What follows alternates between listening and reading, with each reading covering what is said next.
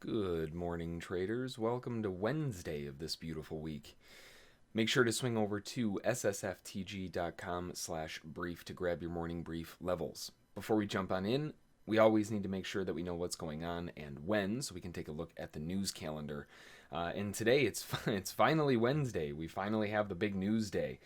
This is when all of the news was this week, like we were looking at in the weekly brief. And looking at the news, starting off today at 8:30, core retail sales for November forecasted at 0.1%. We have the retail sales for November at 8:30 as well, forecasted negative 0.3%. A little bit later, some medium news announcements with the manufacturing PMI and market composite PMI at 9:45. 10 o'clock news then after that with the business inventories for October. We have the NAHB housing market indexes and the retail inventories ex auto for October. Going into 10:30, today's Wednesday, so we've got crude oil inventories. The forecast negative 1.937 million. The previous was a build of 15 million. So quite the difference there. And then as we go into the afternoon session, again, today is the big news day, which means that at 1400 we have the FOMC economic projections, the FOMC statements, and the interest rate decision, which is forecasted at 0.25%. At 1430 we have the FOMC press conferences as well. So definitely a big news day today. And if everybody was waiting for news this week, today was the day that they were waiting for. So fingers crossed this can get things bumping a little bit. So let's jump on in for today. Today being 12/16 of 2020. First one up on the list is going to be the NASDAQ, and overall, looking at the movement that we've got going on. And zooming out in the bigger picture, we've got this really kind of wild wedge going on. And I mean, realistically, it could even be widened out to something like that. Either way, there's a lot of interest for continuation to the upside, but we're starting to near that major point where all of that bearishness turned everything down, right? And that's from up here. And the fact that we're running into that area, which is right at the top of the wedge, which is kind of right, I mean, it's right around that R2 level. We've got previous structural support. We've got previous major swings. There's a lot of stuff up here. So if buyers were looking for a zone to take profit, this is the zone that they're looking to take profit in. It doesn't necessarily mean that the market can't keep going higher. It certainly can, especially given the bullish context. The big upside objective then would be all-time highs again into maybe even the 13,000s, right? You never know. But as things stand right now, it seems like the bulls are trying to take over. They're doing it relatively aggressively after that weekend gap, which, by the way, is still open. And the market is looking to continue this drive to the upside. And, well, it's it's really expensive. It's way up here. I don't necessarily want to be a buyer way up here, but they're not really giving people a choice. It seems like the big thing to wait for lately on the NASDAQ is that ubiquitous V flush at the open. And then grid jump in from there. Nobody wants to buy high, so they wait for the flush. And that's kind of what it comes down to on the NASDAQ so far. Over on the S&P, we have a kind of a similar situation. I mean, obviously, all of the index markets have a bullish tonality to them, but the S&P is real wide. It's certainly not the best looking thing in the world. I mean, realistically, if anything, it's probably a wider channel like this that's got sort of a midline in there. And the midline lines up really nicely with that weekend gap zone. So everything kind of coming together pretty nicely for this wider channel. We could also be dealing with a falling level of resistance, which you can see is kind of what's chopping price up at the moment. We are seeing a continuation to the upside, so we're breaking through it. But the overall movement that we've got going on is very range-bound, consolidated, and just like the NASDAQ, it's really expensive. It's tough to want to be a buyer way the heck up here, given how little room there is for it to actually grow. I would much rather be a buyer down here and allow all of the room above to keep going, not way up here. So given the location, given the, what's going on, this seems to be like a larger area where if buyers were in, they're going to be looking to take profit into these 3700s. We're not quite at the top of the channel. We've got R2 above just a little bit further. So we're certainly not at the major level of resistance yet. It's got some room to keep going to the upside. It's kind of limited. I mean, the big thing, I would rather just see a big pullback for buyers to get in on rather than buying way up here and hoping that it goes further.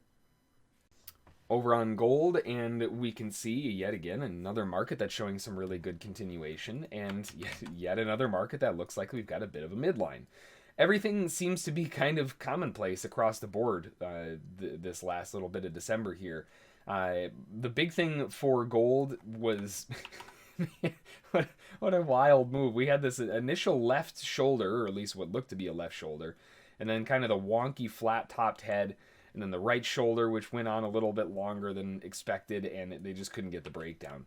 The neckline was not too much further, but couldn't get the job done. And now that the market's rotating back up, that sort of invalidates this head and shoulders because, well, it's not really a head and like 6 shoulders. It doesn't fit anymore.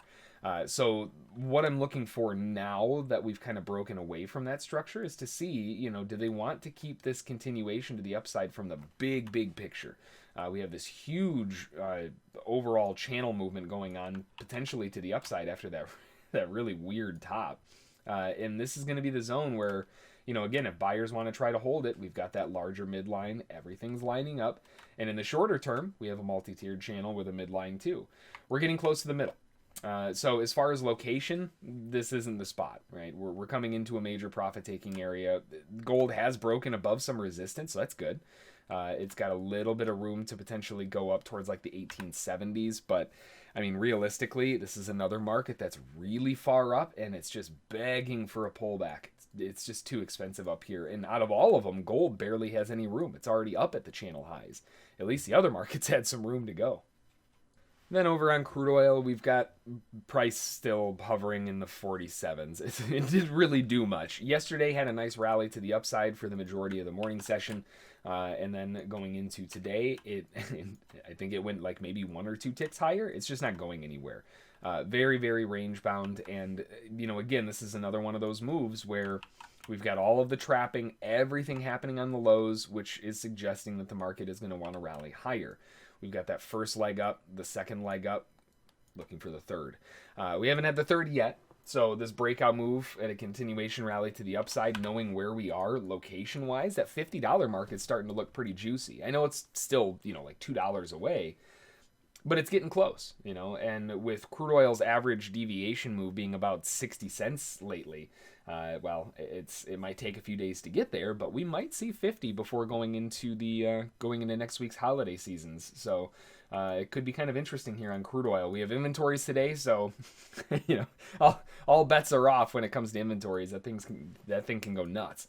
But realistically, the big zone, it's too far up. I don't want to be a buyer way up here. I would much rather see it flush back to, at least S2, previous structural support somewhere down here for buyers to try to ping the market back up.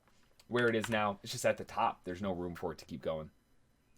On the euro, we've got a very strong continuation breakout on the highs of the wedge. And along with this move to the upside, we can see some of the largest volume.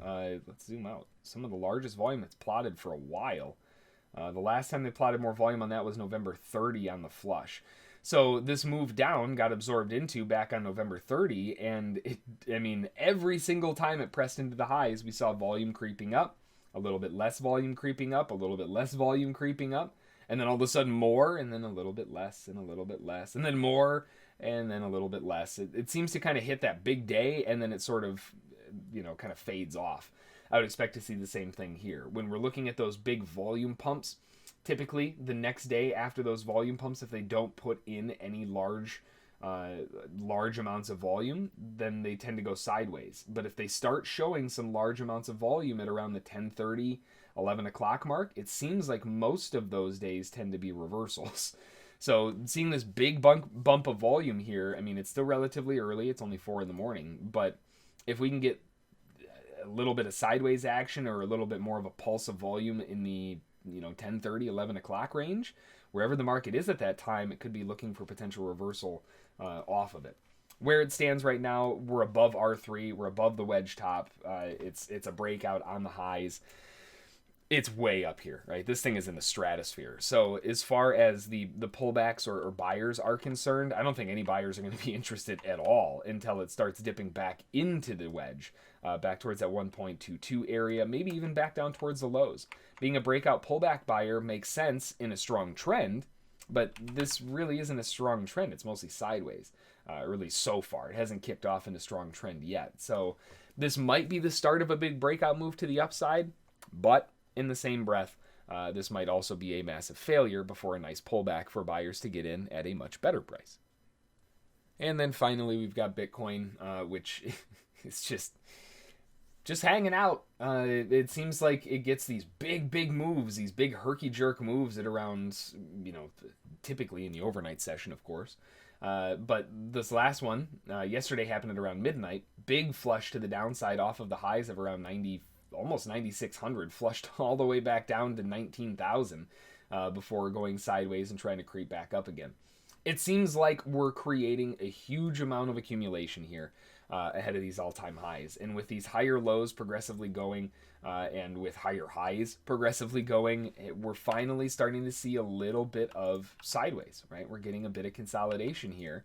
And this is the chance for buyers to try to get that breakout, pullback, and continued breakout to new all-time highs.